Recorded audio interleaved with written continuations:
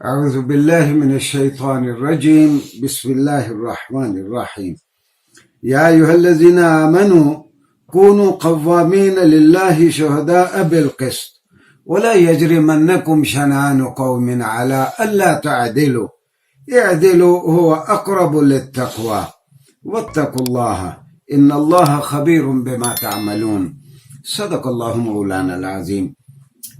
ناظرین گرامی، سورہ معاہدہ کی 8ویں آیت میں نے پڑھنے کا شرف حاصل کیا. یہ انصاف کے بارے میں ہے، اور ہم سب کو معلوم ہے کہ کوئی معاشرہ اس وقت تک قائم نہیں رہ سکتا جب تک ایڈمنسٹریشن آف جسٹس کا وہاں نظام نہ ہو.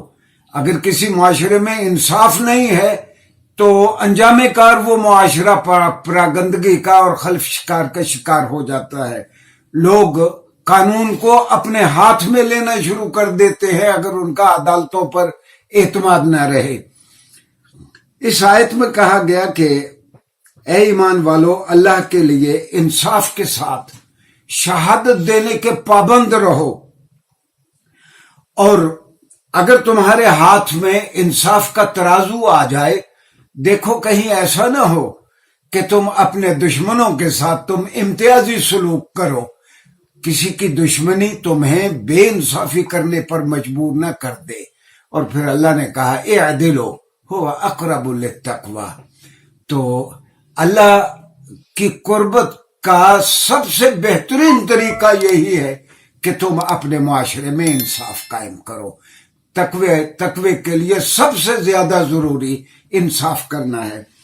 ناظرین گرامی، ہم جائزہ لیں گے آئندہ 3-4 شارٹ لیکچرز میں ریاست مدینہ کی ایڈمنسٹریشن آف جسٹس یا وہاں کے عدل کے نظام کا.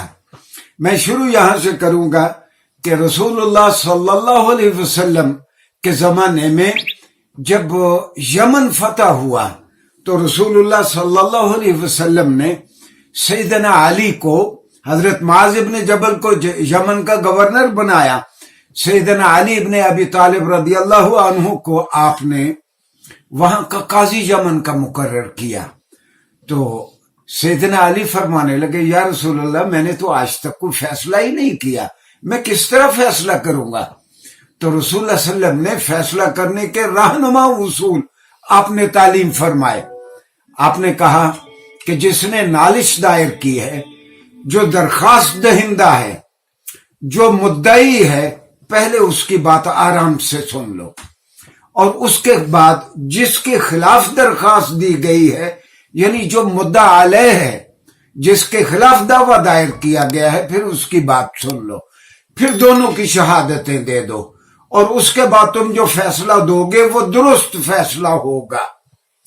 یہ جو رسول اللہ صلی اللہ علیہ وسلم نے ایک اصول طے کیا، پہلا اصول تو یہ تھا، آپ نے فرمایا البینۃ علی المدعی. یہ مجرم کے خلاف یا ملزم کے خلاف، جس کے خلاف دعویٰ دائر کیا جا رہا ہے، اس کے خلاف ثبوت لانا مدعی کی ذمہ داری ہے.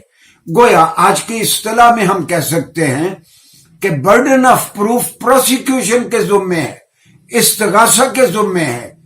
جو آپ کے خلاف دعویٰ لے کے عدالت میں جا رہا ہے، اس نے ثابت کرنا ہے کہ واقعتاً جس کے خلاف وہ درخواست دے رہا ہے اس سے وہ جرم سرزد ہوا ہے.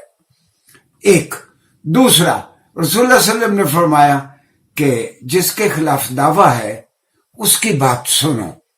اس کو آج کی اصطلاح میں آڈی آلٹرم پارٹرم کہتے ہیں، جس کا مطلب یہ لاطینی کی فریز ہے جو قانون کے طلبہ سارے پڑھتے ہیں. اس کا معنی یہ ہے کہ no one can be condemned unheard. کسی کو سنے بغیر سزا نہیں دی جا سکتی.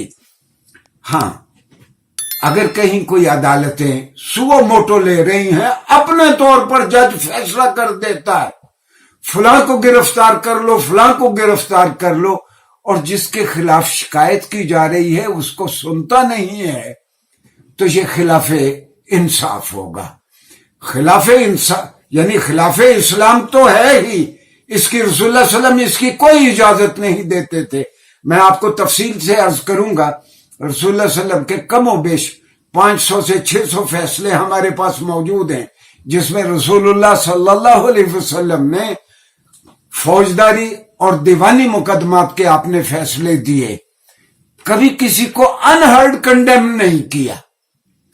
اور اگر کوئی جج کسی کو انہرڈ سزا دے دیتا ہے یا گرفتار کروا دیتا ہے اور وہ 3 سال 4 سال وہ جیل میں پڑا رہتا ہے، تو اللہ کے یہاں سب سے زیادہ قابل مواخذہ ایسا جج ہوگا. ہاں، جج بھی انسان ہے، اس سے بھی غلط فیصلہ ہو سکتا ہے. اس کا بھی ہم آئندہ کسی شارٹ لیکچر میں جائزہ لیں گے. آمدہ لیکچر میں ہم اس بات کا جائزہ لیں گے کہ جج کو اسلامی نظام حیات میں ریاست مدینہ میں بہت بڑا مقام دیا گیا ہے. اس کا ہم اگلے لیکچر میں تذکرہ کریں گے. شکریہ جی.